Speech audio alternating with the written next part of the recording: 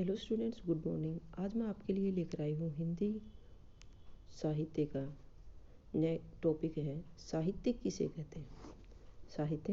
साहित्य किसे कहते हैं? ज्ञान के संचित कोश को साहित्य कहते हैं। काफ़ी बार कॉम्पिटिटिव एग्जाम में पूछा गया क्वेश्चन है, साहित्य किसे कहते हैं? ज्ञान के संचित कोश को साहित्य कहते हैं।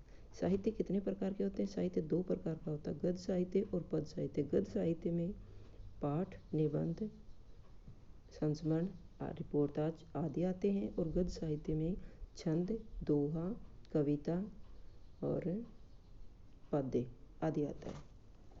तो गद्य साहित्य किसे कहते हैं? गद्य साहित्य में साहित्यकार सामान्य बोलचाल की भाषा में अपने विचार व्यक्त करता है। इसके अंतर्गत कहानी, कथा, निबंध, पत्र, एकांकी, जीवनी, उपन्यास, संस्मरण, नाटक आदि आते हैं। तो जैसे पूछ लिया जाता है कि कॉम्पिटिटिव एग्जाम में इस प्रकार से क्वेश्चन पूछा जाता है, उपन्यास क्या है? गद्यांश है या पद्यांश है? गद्य साहित्य है या पद्य साहित्य में आता है? तो उपन्यास गद्य साहित्य में आता है। नाटक एक गद्य साहित्य है, कविता एक पद्य साहित्य है, दोहा एक पद्य साहित्य है।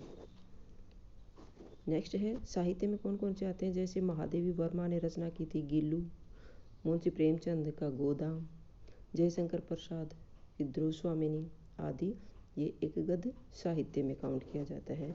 नेक्स्ट है पद्य साहित्य किसे कहते हैं? पद्य साहित्य में साहित्यकार तुकबंदी या लय के द्वारा अपने विचारों को व्यक्त करता है।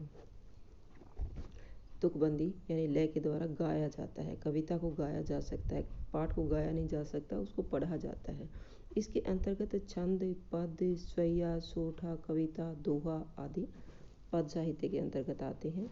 जैसे साहित्यकार बिहारी ने रचना की थी सतसई, इसको गाया जा सकता है।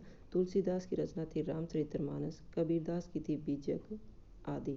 तो ये चैप्टर आपका साहित्य का यहीं कंप्लीट होता है। अगर आपको मेरी वीडियो अच्छी लगी तो प्लीज़ शेयर कीजिए, लाइक कीजिए और सब्सक्राइब करना न भूलें। फिर मिलते हैं नेक्स्ट वीडियो में। Bye bye.